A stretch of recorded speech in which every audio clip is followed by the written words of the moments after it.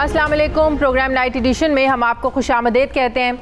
नाज़रीन, शहबाज शरीफ की ज़मानत में रिहाई के बाद शहबाज शरीफ के मामले में हुकूमत के मौक़िफ़ में काफ़ी सख्ती देखी गई थी।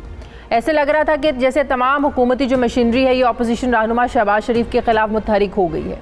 पहले शहबाज शरीफ का नाम ECL के लिस्ट में डाला गया, फिर वफाकी हुकूमत ने सुप्रीम कोर्ट में लाहौर हाई कोर्ट का जो शहबाज शरीफ का फैसला था ब्लैक लिस्ट से निकालने का, बाहर जाने देने की इजाज़त का मामला था, उसको चैलेंज किया। जबकि दूसरी तरफ शहबाज शरीफ अपने बैरून मुल्क सफ़र पर रोके जाने के खिलाफ लाहौर हाई कोर्ट में तौहीन अदालत की दरख्वास्त लेकर गए। यूँ हुकूमत और शहबाज शरीफ के दरमियान एक कानूनी जंग छिड़ती हुई नजर आई। लेकिन कुछ दिन पहले शहबाज शरीफ के वकील ने लाहौर हाई कोर्ट में हुकूमत के खिलाफ तौहीन अदालत और अदालती फैसले पर अमल दरामद की जो दरख्वास्तें थी इनको वापस लिया, फिर जिस पर सवालात उठे कि शहबाज शरीफ की तरफ से ऐसा कदम क्यों उठाया गया। फिर आज हमने देखा, आज वफाकी हुकूमत ने सुप्रीम कोर्ट में दायर शहबाज शरीफ की बैरून मुल्क रवानगी के खिलाफ दरख्वास्त भी वापस ले ली है। अटॉर्नी जनरल खालिद जावेद खान ने मौक़िफ़ अपनाया है कि शहबाज शरीफ ने हाई कोर्ट से अपनी दरख्वास्त वापस ले ली है, जिसके बाद हम अपनी दरख्वास्त पर इसरार नहीं करते। अटॉर्नी जनरल ने अदालत से दरख्वास्त की कि वो वफाक की अपील को 2 टर्म्स में निपटा दें, जबकि शहबाज शरीफ के बैरून मुल्क जाने की इजाज़त के खिलाफ अपील वापस लेने पर फवाद चौधरी ने हुकूमत का मौक़िफ़ पेश करते हुए कहा कि चूँकि शहबाज शरीफ का नाम ECL पर है और शहबाज शरीफ लाहौर हाई कोर्ट से अपनी पटिशन वापस ले चुके हैं तो सुप्रीम कोर्ट में अपील की ज़रूरत ख़त्म हो जाती है। दूसरी तरफ ये खबरें गर्दिश कर रही हैं कि शहबाज शरीफ के एस्टैब्लिशमेंट के साथ मामला तय पा गए हैं, इसीलिए वो लंदन जाकर मुल्की मफाद के लिए नवाज शरीफ के पाँव पकड़ने के भी तैयार थे और वो इस पर बात करना चाहते थे नवाज शरीफ से कि जो मज़ाहमत की सियासत है इसको ख़त्म करके हमें मुफाहमत का रास्ता अपनाना चाहिए। मुस्लिम लीग नून के रहनुमाओं का एक अहम वीडियो लिंक पर इजलास हुआ। लंदन से इस इजलास में वीडियो लिंक के ज़रिए नवाज शरीफ और इसहाक डार ने शिरकत की और शहबाज शरीफ लाहौर से वीडियो लिंक के ज़रिए इजलास में शरीक हुए। ज़राए के मुताबिक इस इजलास में इस बात पर बहस की गई कि पार्टी अपनी मज़ाहमत की पॉलिसी कायम रखे, इस पर कायम रहे या फिर इसमें कुछ लचक दिखाए और इस्टेब्लिशमेंट के साथ आइंदा इंतखाबात में ओपन ग्राउंड के लिए बातचीत करें। इस पर बहस हुई इजलास में। ज़राए के मुताबिक इजलास में परवेज़ रशीद ने शुरका को पार्टी के वोट को इज्जत दो और सियासत में इस्टेब्लिशमेंट की मदाखलत ना होने का जो बयानिया है इसकी कामयाबी याद दिलाई। उन्होंने कहा कि मुस्लिम लीग नून के इस बयानिए को तकरीबन 5 साल गुजर चुके हैं। क्या कोई मुझे बताएगा कि हमारे वोट बैंक में इजाफा हुआ है या नहीं? पंजाब और KPK में तकरीबन तमाम ज़िमनी इंतखाबात में कामयाबी इस बात का सबूत है और आज ख़ास तौर पर पंजाब में मुस्लिम लीग नून की टिकट की सबसे ज़्यादा तलब है और जो बयानिया गुज़श्ता 5 साल से कामयाब रहा है इसको तब्दील करने की ज़रूरत क्यों है? ये सवालात उठाए गए परवेज़ रशीद साहब की जानिब से। अब नाजरीन, मतलब ये हुआ कि मुस्लिम लीग नून में 2 तरह की सोच है। एक सोच है कि टकराव की सियासत ना हो, जो शहबाज शरीफ साहब की सोच है, और एक सोच मरियम नवाज़ और परवेज़ रशीद की बातों से झलकती है। तो ऐसे में जो पार्टी की तकसीम है बयानिया को लेकर, मुफाहमत और मज़ाहमत को लेकर, क्या ये पार्टी को फ़ायदा देगी या नुकसान? मैं बात करूँगी। मुझे ज्वाइन कर रहे हैं पाकिस्तान पीपल्स पार्टी के सीनियर रहनुमा बैरिस्टर चौधरी एतजाज़ अहसन साहब। अस्सलाम वालेकुम, बहुत बहुत शुक्रिया चौधरी साहब आपका। चौधरी साहब, आपको भी पता है कि 7 मई को लाहौर हाई कोर्ट ने शहबाज शरीफ को 8 मई से 3 जुलाई तक इलाज की गर्ज से लंदन जाने की एक इजाज़त, मशरूत इजाज़त दी थी। एयरपोर्ट गए, उनको बताया जी आपका नाम जो है PNI लिस्ट में है, लिहाजा आप नहीं जा सकते। फिर शहबाज शरीफ का नाम वफाकी हुकूमत ने ECL में डाला, वफाक सुप्रीम कोर्ट चला गया लाहौर हाई कोर्ट के फैसले के ख़िलाफ़। अब हुकूमत शहबाज शरीफ की बैरून मुल्क रवानगी से मुतालिक जो उनकी दरख्वास्त थी, सुप्रीम कोर्ट में जो इजाज़त मिली थी लाहौर हाई कोर्ट से, वो जो दरख्वास्त थी अब वफाक ने वापस ले ली है। इसका क्या मतलब हुआ? नाम तो ECL में है शहबाज शरीफ साहब का, बाहर तो वो नहीं जा सकते। क्या जो दरख्वास्त थी उसका कोई मकसद नहीं रह जाता था, जिसकी बात आज फवाद चौधरी साहब ने भी की? ज़रा इसको एक्सप्लेन कीजिएगा। नहीं, मसला तो ये है, पहली बात तो ये है कि शहबाज शरीफ ने खुद ही अपनी दरख्वास्त वापस ले ली थी। उसने तौहीन अदालत वाली दरख्वास्त रखी थी, बाकी दरख्वास्त उस इम्प्लीमेंटेशन ऑफ द ऑर्डर की तो वापस ले ली थी। अब उस ऑर्डर को जिसको इम्प्लीमेंट करवाना चाहने के लिए शहबाज शरीफ ने जब हुकूमत ने रोक लिया उसको जुम्मे को ही, जुम्मे की रात को। तो उसके बाद शहबाज शरीफ ने अगले हफ्ते में जब अदालत में पेश हुआ, अदालत पहुंचा तो उसने एक दरख्वास्त दी तौहीन अदालत की कि ये हाई कोर्ट ने जब ये ऑर्डर किया है तो इसने मुझे हुकूमत ने क्यों रोका है।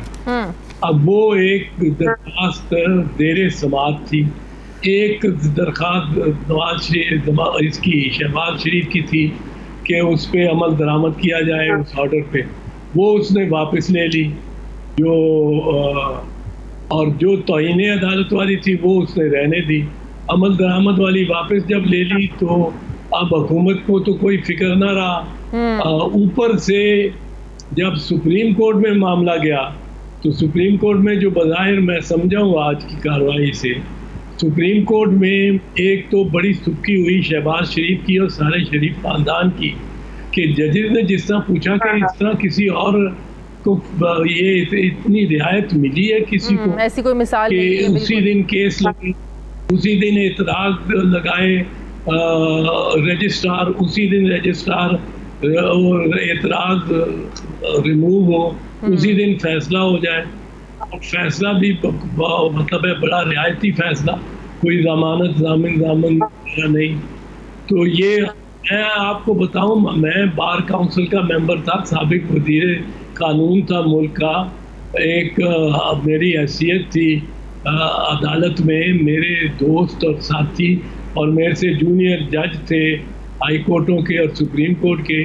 जब मेरी जमानत के पे रजिस्ट्रार ने एतराज लगाया तो 3 महीने उस पर फैसला ही नहीं हुआ। उस रजिस्ट्रार के एतराज पे आर्टिकल 212 एतराज लगाया। तो ये हमारे साथ तो इस तरह सलूक होता था, इनके साथ तो हैरत अंगेज हुआ। और वो अब सुप्रीम कोर्ट ने उस पे अपनी ओपिनियन मतलब देनी है अदालत में। अब ये ईसीएल का मामला अदालत देखेगी, उसके बाद फैसला होगा। अदालत ईसीएल से नाम निकालती है, इजाज़त मिलती है बाहर जाने की, नहीं इजाज़त मिलती है। अब अदालत पे मुनसर है कि वो इस केस को कैसे देखेगी। हाँ, जब तक अदालत उनको ईसीएल को उससे नहीं निकालेगी, हुकूमत तो शायद ना ही निकालना चाहे, पर जब तक अदालत नहीं निकालेगी और हुकूमत ने, मेरा ख्याल है जब तक नवाज शरीफ कम अज कम वापस आने का इंदिया नहीं देते या आते नहीं वापस, दूसरे भाई को तो शायद ना जाने दे जिसने जो उनका जामिन बना था 50 रुपए के स्टैम्प पेपर पे, और जमानत भी कोई नहीं थी दी। अब सारे जज तो एक किस्म के नहीं होते ना, तो ये भी शरीफ खान को जरा थोड़ा सा इल्म हुआ है कि चीफ जस्टिस साहब ने, जो लाहौर हाई कोर्ट के चीफ जस्टिस साहब ने, जिस वो एजाजुल हसन जो चीफ जस्टिस हैं, वो खुद चीफ जस्टिस साहब एक बात बताएं, आपको क्या समझ में आता है कि जो इतनी उजलत में शहबाज शरीफ साहब बाहर जाना चाहते थे, बज़ाहिर तो यही कह रहे थे कि मैं इलाज के लिए जा रहा हूं, मैं शुरू से बाहर से इलाज करवा रहा हूं, मेरा बाहर जाना ज़रूरी है इसलिए। साथ ही जब उन्होंने एक इंटरव्यू में ये कहा कि मैं बाहर जाऊंगा, नवाज शरीफ से बात करूंगा, मुज़ाहमत नहीं होनी चाहिए मफाहमत की, मुल्की मफाद के लिए, इसके लिए मुझे नवाज शरीफ के पैर भी पकड़ने पड़े तो मैं पैर पकड़ूंगा।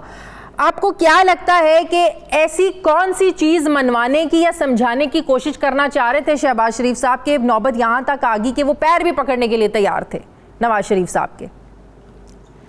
शादिया, ये बड़ा दिलचस्प बयान है उनका, बहुत दिलचस्प बयान है। इनके बयान जो 3-4 आए हैं ना, जिनमें शायद सबसे सख्त बयान मरियम ने दिया है कि वो कि मज़ामत होगी तो मफाहमत होगी। हाँ। यानी मंजिल हमारी मफाहमत ही है, मंजिल हम चाहते हैं मफाहमत ही है, सिर्फ थोड़ा सा जोर लगाएंगे तो अगले मफाहमत पे आ जाएंगे इस्टेब्लिशमेंट वाले और जो रियासत को चलाते हैं, जो इनके मुताबिक सिलेक्टर है, वो सिलेक्टर मान जाएंगे जल्दी अगर हम मज़ामत करेंगे तो। अगर मज़ामत नहीं करेंगे तो मुफाहमत नहीं करेंगे। तो मकसद तो इनका मुफाहमत है। यही बात शायद खाकान अब्बासी ने मालिक के प्रोग्राम में कहा, जब मालिक ने पूछा कि भाई आप ये तहरीक अदम एतमाद क्यों नहीं लाते पंजाब में या वफाक में, जहांगीर तरीन भी खड़ा हुआ है, पीपल्स पार्टी और आप सब मिले हो। हाँ। और ये हो सकता है उसने कहा हम इसलिए नहीं लाते क्योंकि होना तो तहरीके अदम एतमाद ने तो तभी कामयाब होना है जब सिलेक्टर्स चाहेंगे कि कामयाब हो, यानी हम उसी वक्त लाएंगे जब इजाज़त देंगे लाने की। अब आप तीसरा बयान लें नवाब शहबाज शरीफ का, सही ये कह रहा है गवर्नमेंट को भी और सिलेक्टर्स को भी कि मुझे खुदा के वास्ते जाने दो और मैं अपने भाई के पांव पकड़ के मुफाहमत करा दूंगा, आपके साथ मुफाहमत करा दूंगा। किनके साथ मुफाहमत? वो सिलेक्टर्स के साथ। तो ये तो मुफाहमत को तरस रहे हैं। जो भी बात करता है वो कहता है ये काम इसलिए करना है कि मुफाहमत हो, ये इसलिए करना है कि मुफाहमत हो।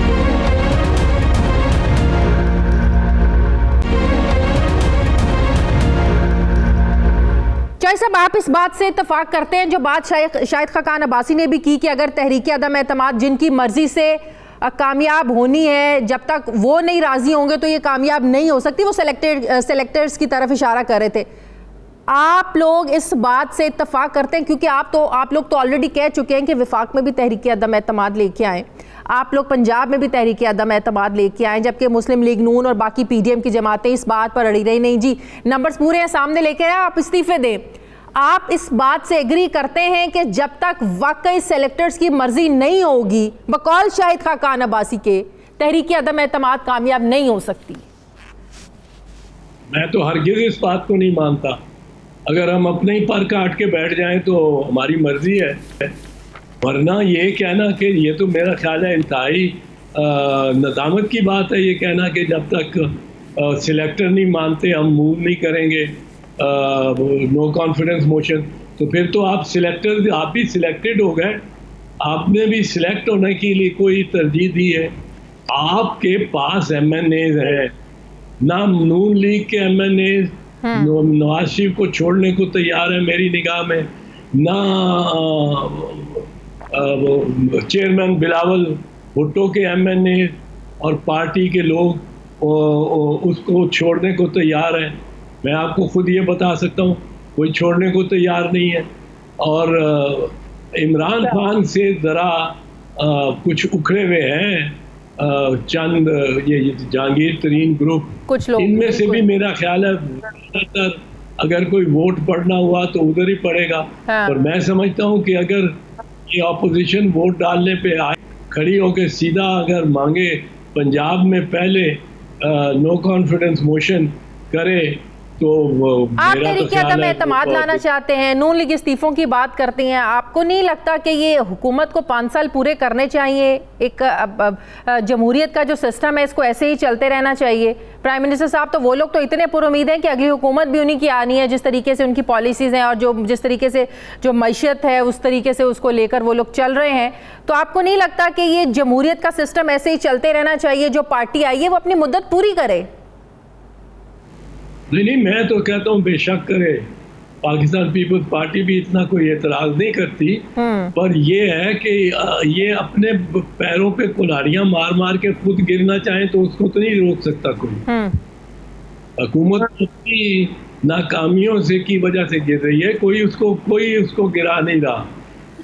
जब PDM ने अब जो जलसे जुलूसों का ऐलान किया है, ना आप लोग हिस्सा है ना अब ANP PDM का हिस्सा है। पहले भी जलसे हुए, रैलीज निकाली, एक बयानिया था, हुकूमत मुखालिफ बयानिया था, इस्टेब्लिशमेंट मुखालिफ बयानिया था। पहले ऐसा क्या हासिल नहीं कर सकी PDM की ये जमातें जो अब हासिल कर लेंगी? आपको लगता है इन जलसे जुलूसों का फ़ायदा होगा? जो एक जलसों का शेड्यूल अनाउंस किया है PDM ने, कोई फ़ायदा होगा अब इन जलसों का? चौधरी साहब, जलसों पे बस ये है कि इनके अगर 3 जलसे इन्होंने अनाउंस किए हैं, शायद लाहौर में, कराची में और एक और जलसा कहीं इन्होंने अनाउंस किया है खैबर पख्तूनख्वा में, सवात में था। उसमें कोई इनके मेरा ख्याल है 30, 40 या 50 करोड़ फारिग हो जाएंगे, लग जाएंगे। अच्छा। और उनका फायदा तो कोई नहीं होगा। हाँ। ये पैसे इनके लग गए, पैसे बिल्कुल 10-15 करोड़ का एक जलसा है इनका। देख ले इंतजामात, किसी को मार्केट में जाके पूछ ले, अब किसी के पास ज्यादा पैसे हो ठीक है, वो मतलब कर आप सकता कह है, रहे हैं वो जलसों का कोई चाहे फायदा कर- नहीं होगा, करोड़ों रुपए लग जाएंगे, लेकिन इससे हासिल होने वाला कुछ नहीं। अच्छा चौधरी साहब, जस्टिस काजी फाइज ईसा केस में जब सुप्रीम जुडिशल काउंसिल का फैसला आ गया, हुकूमत दोबारा क्यों इसमें पढ़ना चाहती है? क्यों हुकूमत को तसल्ली नहीं हो रही है? आपको भी लगता है कि क्या कोई इंसाफ के तकाजे पूरे नहीं हुए हैं जो हुकूमत दोबारा इसमें जा रही है? सुप्रीम कोर्ट के रजिस्ट्रार्स ने एतराज़ लगाकर वापस भी कर दी दरख्वास्त कि नज़रसानी केस में दोबारा इस तरह दरख्वास्त नहीं दी जा सकती। हुकूमत क्या कोई अच्छी मिसाल कायम कर रही है कि एक केस का फैसला आ गया है, दोबारा उस पर जो है ना वो जाना चाह रही है? ये हुकूमत क्या कर रही है, क्यों कर रही है, मैं तो इसकी इस बात का उनका अमीन नहीं हूँ। मेरा ख्याल तो ये है कि सुप्रीम जुडिशल काउंसिल के फैसले के बाद और रिव्यू के बाद ये शायद उनके लिए मुश्किल हो, पर हुकूमत को और उसमें यकीनन कामयाबी हुई है काजी फैज ईसा की, और वो एक पहले भी क्रीज से बाहर निकल के खेलने वाले, क्रिकेट बैट करने वाले जज से बाद में भी रहेंगे। हुकूमत को एक तो परेशानी हो सकती है कि काजी साहब ने अदालत में भी अपना रुझान इमरान खान के खिलाफ एक ज़ाती रुझान की नुमाइश की थी, जब ने वो कागज़ निकाल के बेंच पे बैठे हुए बाकी 4 जजों को भी दिए थे जो हुकूमत के खिलाफ थे, जिस पे 4 जजों ने फैसला किया कि आपके सामने कोई ऐसा केस नहीं लगेगा जिसमें इमरान खान का कोई मुफाद हो।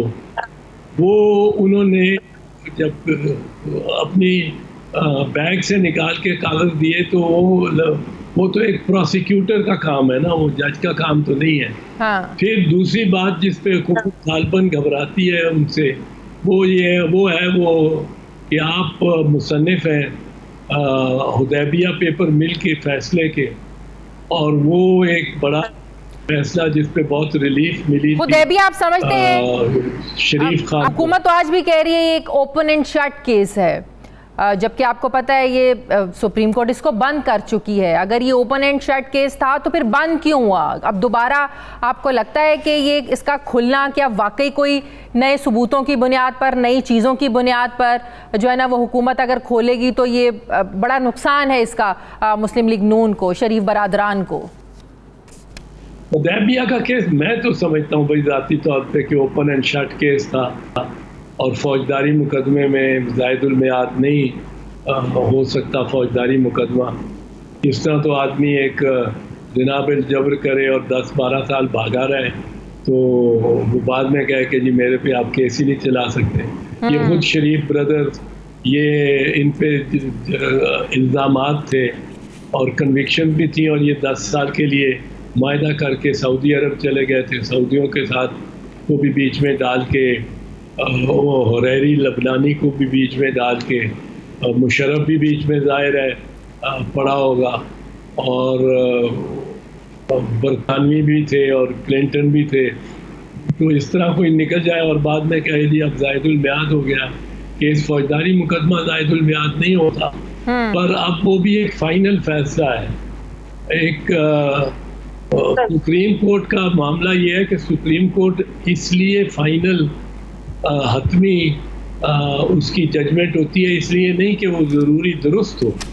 एक अमेरिकन जज ने कहा कि हम इसलिए फाइनल नहीं है कि हम दुरुस्त है, कि हमारा फैसला, हर फैसला दुरुस्त है, सही जरूर लिया है। बहुत बहुत शुक्रिया। पाकिस्तान पीपल्स पार्टी के सिनुमा बैरिस्टर चौधरी एतजाज़ अहसन साहब मेरे साथ थे। नाज़रीन मुझे प्रोग्राम में एक ब्रेक लेनी है, वापस आते हैं छोटे से वक्फे के बाद।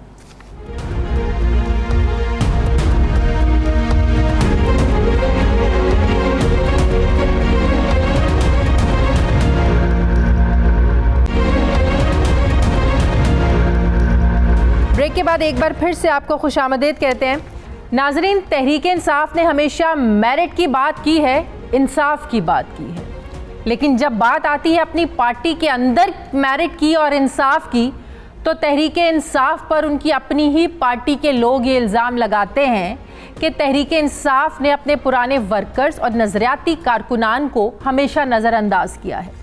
आज तक उस्मान बुज़दार पर यह तनकीद हो रही है कि 2018 के इलेक्शन से 6 महीने पहले पार्टी में शामिल हुए और आज वज़ीर आला बने बैठे हैं।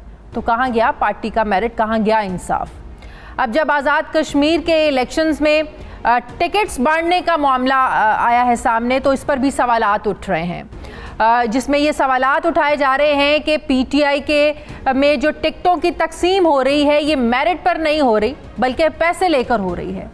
ये इंकशाफ कर रहे हैं पीटीआई के लिए दरखास्त देने वाले 9 उम्मीदवारों ने एक प्रेस कॉन्फ्रेंस में ये इंकशाफ किया है कि नून लीग छोड़कर आने वाले 2 अफराद को चंद घंटों में टिकट जारी किए गए और पीटीआई आज़ाद कश्मीर अपने वर्कर्स और पार्टी के जो सीनियर ओहदेदारान हैं इनको नज़रअंदाज किया।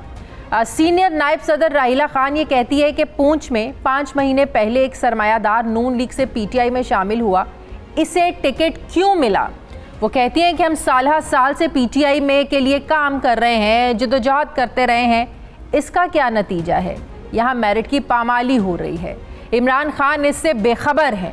इमरान खान ने तो कश्मीरियों का सफ़ीर बनने का वादा किया था, लेकिन अब ये सब कुछ क्या हो रहा है?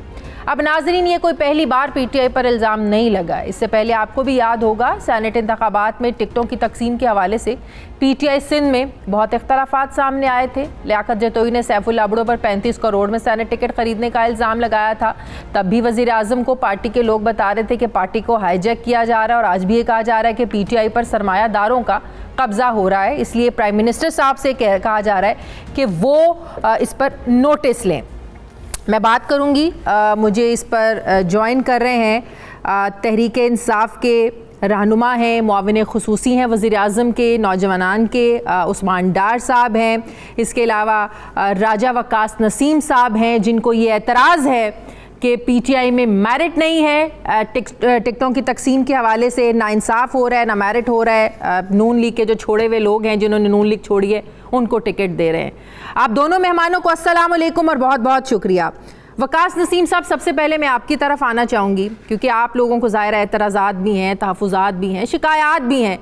ज़रा बताइएगा कि क्या मेरिट पर वाकई तहरीक इंसाफ पूरा नहीं उतर रही है? उन लोगों को टिकट नहीं दिए जा रहे जो नजरियाती कारकुनान हैं, जो साल से जद्दोजहद कर रहे हैं, और पीटीआई का जिन्होंने अच्छे थिक एंड थिन में हर अच्छे बुरे वक्त में साथ दिया है, वो आज महरूम है टिकटों से? मैडम अस्सलाम वालेकुम, बिस्मिल्लाह रहमान रहीम। पीटीआई हमारी जमात है, इमरान खान हमारे लीडर हैं, और हमें उनसे उनसियत उस वक्त से है जब वो इन स्विंगर्स कराया करते थे क्रिकेट की इस फील्ड में। और हर कारकुन जब पार्टी के साथ लॉयल्टी के साथ, डेडिकेशन के साथ, डिवोशन के साथ रहता है, तो उसकी कोशिश ये होती है मैडम कि इलेक्शन का वक्त आए और अगर वो मेरिट पे पूरा उतरता है, जो पूरे लवाजमात हैं पूरे करता है, फील्ड में मेहनत करता है, पार्टी से लॉयल्टी दिखाता है, उसको डिफेंड करता है, तो उसको मौका दिया जाए कि वो अपने कॉन्स्टिट्यूएंट्स को रिप्रेजेंट करे। ऑब्वियसली हर हल्के से 10, 12, 15 लोग टिकट अप्लाई करते हैं। मुझे एतराज़ अपने कैंडिडेचर पे नहीं है, मैं अपने लिए माइनस करता हूँ अपने आप को मैडम, माइनस क्योंकि मैं ओहदेदार भी हूँ उस्मान भाई की तरह, मुझे भी पार्टी ने एक ओहदा दिया है। लेकिन ऑब्वियसली वर्कर्स कई दफ़ा कंप्लेन करते हैं, और जो आप कल के इंसिडेंट को बिफोर द प्रोग्राम डिस्कस कर रही थी कि हमारे लोग बनीगाला गए थे, मेरे हल्के से लोग, तो मैंने कोशिश की थी जब वज़ीर अमूर कश्मीर ने मुझे कॉल किया कि वहाँ से उनको डिफ्यूज़ किया जाए। अब एतराज़ ये है मैडम कि हम LA-15 से बिलोंग करते हैं, बाग का एक हल्का है, एंड यू वुड सिंपथाइज़ कि जब 2016 के इलेक्शन हुए थे, ये मेरी इंसिस्ट्रल सीट है, मेरे फादर का इलेक्शन में वफ़ात हो गई थी, और हम लोगों ने वफ़ात के दौरान भी खान साहब वॉज़ वेरी काइंड ताज़ियत करने आए, तो हमने तीसरे दिन पार्टी के लिए वर्क किया और आज़ाद कश्मीर में 15,000 वोट्स लिए, जो दूसरे नंबर पे सबसे ज़्यादा वोट है। पार्टी प्रेसिडेंट ने 13,000 वोट लिए थे, हमसे कम लिए थे। एंड जो वर्कर्स की जो सबमिशन थी, जो कल उन्होंने जाके पार्टी ऑफिस में और खान साहब के घर के पार अपने कायद को कही थी, वो ये था कि हमारी डिस्ट्रिक्ट में एक ऐसी शख्सियत को हमारे हल्के में लाया जा रहा है, मेरे भाई भी हैं, दोस्त हैं, काबिल एहतराम हैं, तनवीर इलियास साहब, जो ना हमारे हल्के से बिलोंग करते हैं, ना हमारे डिस्ट्रिक्ट से बिलोंग करते हैं, ना कोई सियासी शख्सियत हैं, बल्कि एक जो एतराज़ हमारे साथियों ने किया कि उन्होंने पार्टी के टिकट के लिए इंटरव्यू भी नहीं दिया। जब हम सब इंटरव्यू देने गए थे, तो हमारे ये काबिल कदर भाई, हाँ, वो पार्टी के लिए इंटरव्यू देने भी से ये पार्टी से जुड़े हुए हैं, तनवीर इलियास। अनफॉर्चुनेट। अब प्रॉबेबली आज़ाद कश्मीर की पीटीआई में तो पिछले 25 साल में, जो मेरे साथियों ने मुझे बताया है कि हमारे काबिल कदर भाई कभी भी आज़ाद कश्मीर में, बल्कि उनमें जो रिव्यू के लिए एप्लीकेशन दी थी कि 25 साल में पीटीआई के झंडे के साथ अगर वो एक तस्वीर अपनी आज़ाद कश्मीर के किसी जलसे जुलूस की दिखा दें आज से 1 महीने 2 महीने के अरसे को छोड़ के, तो हम सब उनके हक में दस्तबरदार हो जाते हैं। और इनको टिकट मिल गया है इसलिए कि हमारे साथी, हमारे कुलीग जो हैं वो, इनको टिकट मिल गया है। जी मैडम, इनको टिकट इशू कर दिया गया। जी मैडम, इनको टिकट इशू कर दिया गया है। तो ये कल वजह बनी जिसकी वजह से कुछ कारकुनान वहां गए तो थे। ये जो इल्जाम लग रहा है कि पैसे लेके टिकट, उस्मान भाई की तरह मैं पार्टी का, ठीक है, अच्छा, इस इल्जाम में कितनी सदाकत है कि पैसे लेके टिकट दिए जा रहे हैं? मैडम, डार साहब के पास सारी हमारी जो रिव्यू की पिटिशन है वो आई है, जो उसमें कारकुनान ने, जो बाकी उम्मीदवारान असेंबली हैं, उन्होंने जो 3-4 पॉइंट्स रेज़ किए हैं कि एक नॉन पॉलिटिकल शख्सियत है हमारे भाई तनवीर इलियास, एक रियल स्टेट डेवलपर हैं, उनका आज़ाद कश्मीर के पॉलिटिकल डिस्कोर्स में ज़िंदगी में कभी कोई जलसा जुलूस रैली पार्टी फंक्शन नहीं हुआ। इसी तरह एक और आज़ाद कश्मीर से पीटीआई के रुकन तौसीफ जंजुआ साहब भी मुझे ज्वाइन कर रहे हैं। अस्सलाम वालेकुम तौसीफ साहब, आपका भी यही एतराज़ है कि आप जी तौसीफ अब्बासी जी, आपको भी यही एतराज़ है कि पीटीआई आपको टिकट नहीं दे रही है, मेरिट पर टिकट बनता है और पीटीआई में वाकई मेरिट और इंसाफ नहीं रहा अब? जी शादिया, ऐसे है कि मुझे तो ये तकरीबन ये 30वीं दफ़ा ये टिकट मुझे पार्टी ने डिनाई किया और बड़ी मेहनत के साथ मैंने तकरीबन 14-15 साल इस पार्टी को दिए हैं। और जब से मैं यूनिवर्सिटी की तालीम के बाद मैंने तो पार्टी के साथ काम करने के सिवा कभी कुछ किया ही कभी नहीं। तो एक बड़ी लंबी स्ट्रगल है। और मैं जिस फैमिली से मैं बिलोंग करता हूँ, आज़ाद कश्मीर के मुसलसल तबके से, हमारा तो कोई पॉलिटिकल बैकग्राउंड कोई नहीं है। हम तो एक मिडिल क्लास फैमिली से हम लोग बिलोंग करते हैं और हम लोग बहुत स्ट्रगल करके आगे आए हैं। असल में इशू ही हमारे ये था, जाहिर है दुख बहुत ज्यादा है, काफी हमें अफसोस भी है कि हमें पार्टी ने इसके लिए एक दफा फिर से कंसिडर नहीं किया। और हमारा तो पार्टी कैसे लोगों को कंसिडर कर रही है तौसीफ साहब? अगर इतने पुराने वर्कर्स को कंसीडर नहीं किया जा रहा तो किन लोगों को कंसीडर कर रही है पार्टी? देखिए, जिस तरह के लोगों को टिकट दिए गए उसके ऊपर वो तो आपके सामने है, लेकिन ये कि हमारे उसके ऊपर तहफ़्फ़ुज़ात जरूर है। लेकिन मैंने तो ये फैसला किया है कि मैं पार्टी के अंदर, पार्टी के डिसिप्लिन के अंदर रहते हुए हर फोरम के ऊपर इसकी आवाज उठाऊंगा। और मैंने आज मेरे साथ जो बकिया 7-6 जो कैंडिडेट थे उनके साथ मिलकर एक रिव्यू पिटीशन भी दायर किया है। और मैं पार्टी के हर फोरम के ऊपर इसके लिए इंसाफ भी तलब करूंगा और मैं हर हद तक जाऊंगा एक इमरान खान के सिपाही होने के नाते, क्योंकि इमरान खान ने हमें सिखाया कि आपने अपने, क्योंकि हम इंसाफ की पार्टी है तो इंसाफ के लिए हम आखिरी हद तक जाएंगे और कभी हम हार नहीं मानेंगे। इंशाल्लाह जो हो सकेगा हम करेंगे, लेकिन पार्टी के डिसिप्लिन को जरूर फॉलो करते हुए हम आगे बढ़ेंगे इंशाल्लाह। जी डार, अब जरा लाइन पे रहिए, डार साहब भी हैं, उस्मान डार भी हमारे साथ हैं, उनसे पूछ लेते हैं जो आप लोगों के तहफ़्फ़ुज़ात हैं, एतराज़ात हैं, किस हद तक जायज़ हैं, किस हद तक सच है ये बात कि जो पुराने नजरियाती कारकुनान है, साल से जदोजहद करने वाले, उनको इग्नोर किया जा रहा है। जी उस्मान डार साहब। देखिए शाजिया, मैं एक खुद पाकिस्तान तरीके इंसाफ का अदना सा वर्कर हूँ और मैंने खुद अपनी पॉलिटिक्स बतौर वर्कर ही शुरू की और पिछले 10-12 साल आप कह लें मेहनत भी की। लेकिन देखिए 2-3 चीज़ें हैं जो मैं आपके साथ भी शेयर करना चाहता हूँ और ये मेरे कोलीग्स जो पाकिस्तान तरीके इंसाफ से यहाँ हैं। मैं समझता हूँ पाकिस्तान तरीके इंसाफ वो वाहिद पार्टी है जो मैंने अपनी आंखों से देखा, अपने लीडर को भी देखा, इमरान खान, जिसने मैक्सिमम वर्कर्स को टिकट दिए। 2013 के इलेक्शन की मैं बात कर रहा हूँ। मेरे अपने डिस्ट्रिक्ट सियालकोट में मेजॉरिटी में उन लोगों को टिकट मिले शाजिया जिन्होंने ज़िंदगी में पहली दफ़ा इलेक्शन लड़ा। मैं खुद पहली दफ़ा मैंने ख्वाजा आसिफ के खिलाफ इलेक्शन लड़ा 2013 में, एक सीनियर सियासतदान के सामने। मुझ जैसे वर्कर को प्राइम मिनिस्टर इमरान खान ने उस वक्त टिकट दिया। फिर मेरे जैसे बहुत सारे नौजवान थे हमारे डिस्ट्रिक्ट में जिनको टिकट्स मिले, फिर पंजाब में, पाकिस्तान भर में। लेकिन नतीजा क्या निकलता है शाजिया? देखिए, वर्कर्स को टिकट देना, वर्कर्स की स्ट्रगल, जैसे मैंने आपको कहा, मैं खुद एक वर्कर हूं। जब तक जो लोग, जो नाजरीन मुझे सुन रहे हैं आपके प्रोग्राम से, जब तक वो अपना माइंड सेट चेंज नहीं करेंगे वोट के मामले में, जब तक वो ये नहीं देखेंगे कि पीटीआई इमरान खान एक वर्कर को टिकट दे रहा है, एक ऐसे नौजवान को टिकट दे रहा है शायद जिसके वसाइल नहीं है लेकिन उसका किरदार बिल्कुल साफ सुथरा है, ना उसके ऊपर कोई करप्शन के इल्जाम आते हैं, ना उसने कोई लूटमार की है, मुल्क की खिदमत करना चाहते हैं जितने भी नौजवान आपके प्रोग्राम में आए हैं। कश्मीर में अब इशू ये है, अब देखिए इमरान खान साहब दे रहे हैं या उनके इल्म में नहीं है? आजाद कश्मीर के इश्यूज दे हैं। देखिए मैं आपको देखें दो इश्यूज़ हैं। इमरान खान साहब अभी इन्होंने ठीक फरमाया, एक रिव्यू कमेटी बनी है, उस रिव्यू कमेटी का मैं खुद मेंबर हूँ और इनके केसेस आएंगे रिव्यू कमेटी तक, हो सकता है कल ही आ जाएं, उस पर बहस होगी, उसमें देखा जाएगा। दो चीज़ें देखें, मैं आज़ाद जम्मू कश्मीर के हवाले से बात करना चाह रहा हूँ। ये जनरल इलेक्शन जो पाकिस्तान में भी होता है, कुछ ऐसे शाजिया रवायती हलके हैं, चाहे वो पंजाब में PMLN के हों, सिंध में पीपल्स पार्टी के हों, खैबर पख्तूनख्वा में JUI के हों, बलूचिस्तान, आप जब नाम लेते जाएं, इसी तरह AJK में, अब वहाँ लोग आप जिसको मर्जी टिकट दे देंगे ना तो चांसेस यही हैं कि वो सामने वाला जीत जाएगा। होता ये है कि आप देखते हैं, चले यार ये शख्स जो एक आया है, लेट्स से जिसकी ये बात भी कर रहे हैं, जो भी होगा अब उसके डायनामिक्स देखे होंगे। आपको याद है कि सेनेट के जब इंतखाबात हो रहे थे बलूचिस्तान से, आप लोगों ने कादर साहब को टिकट दिया था, जिसको बाद में आप लोगों ने बदल के ज़हूर आगा को जारी किया था। बड़ी आवाज़ उठी थी, एक प्रेशर आया था, आप लोगों ने अपना फैसला वापस लिया, तो क्या अब भी आप लोग ऐसा करेंगे?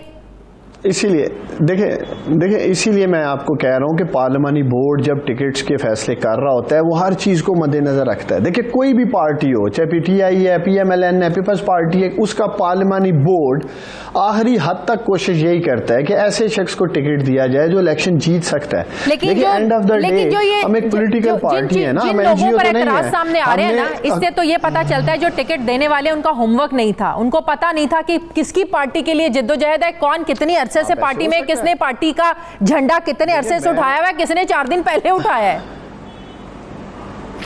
देखिए मैं आपकी बात से 200% मुतफिक हूँ। ये जो नौजवान बैठे हैं, हमारे वर्कर हैं, पार्टी का हिस्सा हैं, जो भी जो बात कर रहे हैं, मैं इनकी बात के कोई इनको डिनाई नहीं कर रहा या मैं इनकी बात को अपोज नहीं कर रहा हूँ, लेकिन मैं आपको जो पार्लियामानी बोर्ड है उसके कंधों पे भी जो जिम्मेदारी है, प्रेशर है, उन्होंने भी एंड ऑफ द डे ये देखना है कि कौन इलेक्शन जीत सकता है या करीब पहुँच सकता है या जो भी फाइट कर सकता है। फैसले गलत भी होते हैं पार्लियामानी बोर्ड्स में।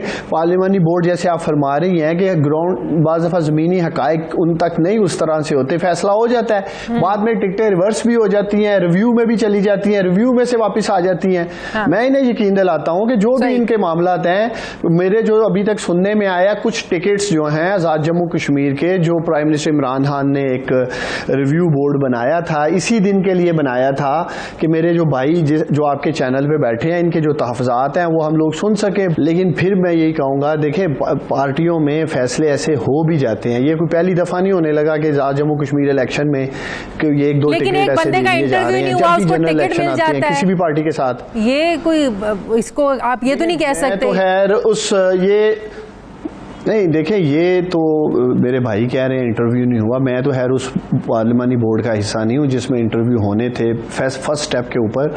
हो सकता है उनका इंटरव्यू हुआ हो लेकिन इनके नॉलेज में ना हो और इनको लग रहा हो कि बगैर इंटरव्यू के हो गया। मैंने आज तक जितने इंटरव्यूज़ देखे हैं, इवन मैं खुद जब मैंने अप्लाई किया, मैंने खुद जाकर अपने टिकट के लिए या मेरे साथ जो MPs थे बात की, तो ऐसा मुमकिन ही नहीं कि किसी शख्स को बगैर सुने या उसको बगैर इन्वेस्टिगेट किए टिकट्स मिल जाए। हो सकता है उसका इंटरव्यू हुआ हो, मैं इस बात को भी देख लूंगा। बस उस्मान भाई डन हो गया कि अगर उन्होंने LA-15 का शादिया में जी तौसीफ भी कुछ कहना चाह रहे हैं। मैं कह रहा हूँ, देखिए उस्मान डार साहब जिस तरह से हमारी पार्टी की पॉलिसी जिस तरह से एक्सप्लेन कर रहे हैं और जिस तरह से उन्होंने बात की है, मैं बिल्कुल 100% इनसे मुत्तफिक हूँ और हमें बड़ी उम्मीदें हैं उस्मान डार साहब से, क्योंकि ये हमारे यूथ के आइकॉन हैं और हमने इनको नीचे से ऊपर स्ट्रगल करके जाते हुए देखा है और हमने उस्मान डार साहब की स्ट्रगल को देखकर हमें भी बड़ी मोटिवेशन मिली और हमने इस पार्टी के अंदर बहुत काम किया है। और मैं आपको ये बताऊं कि LA-14 रबीबाग धीरकोट इस हल्के से मैं बिलोंग करता हूँ। हमने 70 साल की माफियाज के अगेंस्ट हमने बड़ी कैंपेन की है और हमने स्ट्रगल किया और हमने, मैं आपको बताऊं, मैंने अभी मंशियात के खिलाफ सबसे बड़ी कैंपेन आजाद कश्मीर में की और उसके ऊपर मुझे कितना कुछ मुझे करना पड़ा, SHO, थाना कचहरी और मतलब एक तरह का कल्चर जिसके अगेंस्ट हमने किया। असल में ये होता ही हुआ कि वफाक की पार्टियों में हमारे बड़े लीडर्स को आजाद कश्मीर के उन हल्कों की डायनामिक्स का उन जाके पता नहीं, क्योंकि वहां वो उनका रीच नहीं होती तो पता नहीं होता। दैट्स व्हाई थोड़ा सा ये एक बड़ा गैप आया था जिसकी वजह से उनको उनको अंडरस्टैंडिंग प्रॉपरली नहीं हो पाती कि एक्चुअली ग्राउंड के अंदर कौन सा बंदा कितना पार्टी के आइडियोलॉजी को लेकर चल रहा है। लेकिन बहरहाल हमें पार्टी के साथ हमें भरोसा है। इंशाल्लाह रिव्यू पिटीशन मैंने भी फाइल किया है, मेरे सारे उम्मीदवारों ने हमने मिलकर फाइल किया है। उस्मान डार साहब जिस तरह से बात कर रहे हैं कि जिस तरीके से इंशाल्लाह हमारा रिव्यू बोर्ड बैठेगा और हमें पूरी उम्मीद है कि हमें पार्टी इंसाफ देगी। बहुत बहुत शुक्रिया उस्मान डार साहब मेरे साथ थे। तौसीफ राजा वकास नसीम साहब, आप तमाम मेहमानों का बहुत शुक्रिया। मुझे ब्रेक लेनी है नाज़रीन, वापस आते हैं छोटे से वक्फे के बाद।